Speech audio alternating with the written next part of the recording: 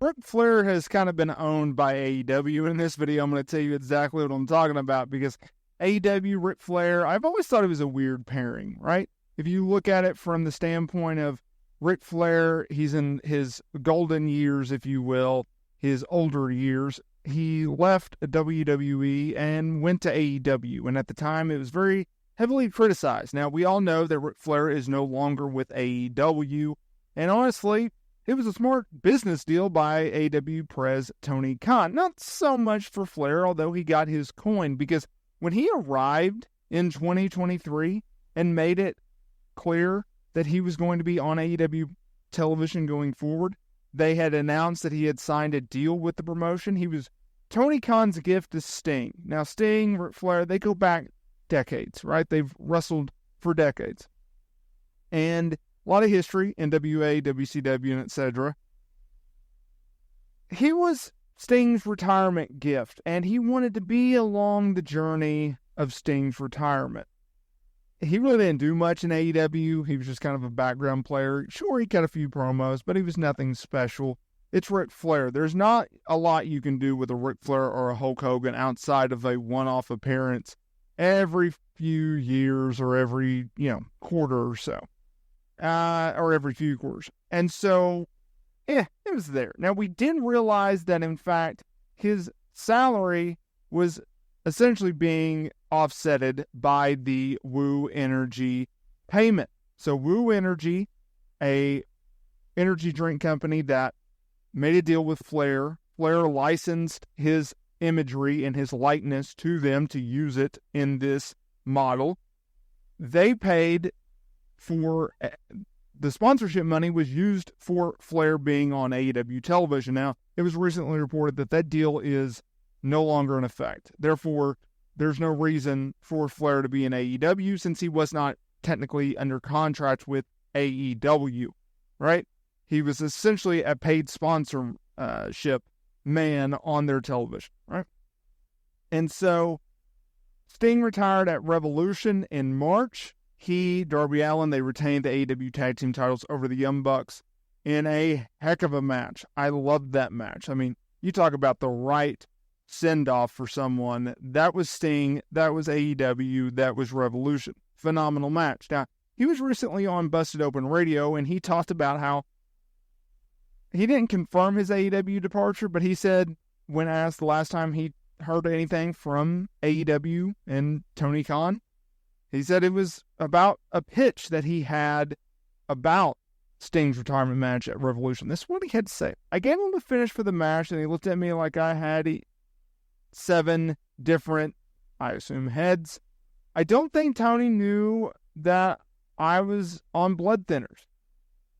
I've been doing all that crap for years in the blood clot since 2012. If he asked me once, he asked me 10 times.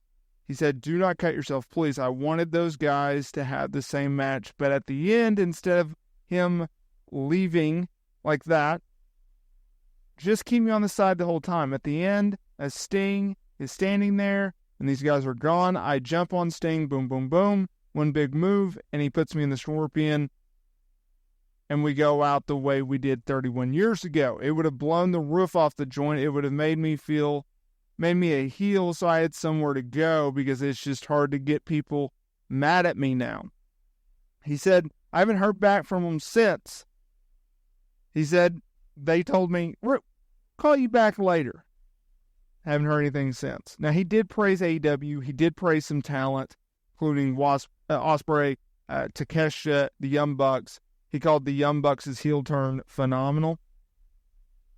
I don't see a reason, why fans would boo him in 2024, even though he attacked Sting. I don't think there's any purpose for that. And honestly, don't think there's a real purpose for Ric Flair in AEW anymore. I don't really think there was a purpose for him in the beginning. That's just my opinion. Now, he did touch upon a few other topics in this video, or in this interview, which technically was taped on video. He said this about WWE's momentum right now. I do think that The Rock gave them momentum, and I'm happy for them that they were able to keep it up. I thought DJ walked away, that it would slow down, but man, that's just They just keep marching on, and the talent keeps performing at the highest level. And now it's Seth and Roman and Cody doing a heck of a job. Queen will be back. Who knows when? She's progressing. I don't have a time frame because I don't talk to her much about that. She'll be back, and it's just a different time. The names come up, and it's always going to be fun to talk about. Randy Orton looks as good as ever. AJ's got a lot of talent. There's a lot of talent in both companies. I mean, I'm sure MJF got a good payday. He's a very entertaining guy. What's the kid they can work his butt off? Will Ospreay, I think they're working this Wednesday. That doesn't give them nothing, Will. That Ospreay kid is too much, man. So a little bit all over the place. But look, I will say this. Flair can come off as very naive sometimes and kind of questionable with his decisions. But the fact that he wants to see AEW succeed and he wants to see WWE succeed, and he's not taking any shots as of this moment at either company because they can change on a flip of a dime, I think goes to show you where Flair's headspace is at. And I think that's actually a good thing for him in his livelihood and where he's at in his older years, right? Ric Flair will go down as one of the greatest to ever do it. Some will say the greatest. He's definitely on a Mount Rushmore of pro wrestling.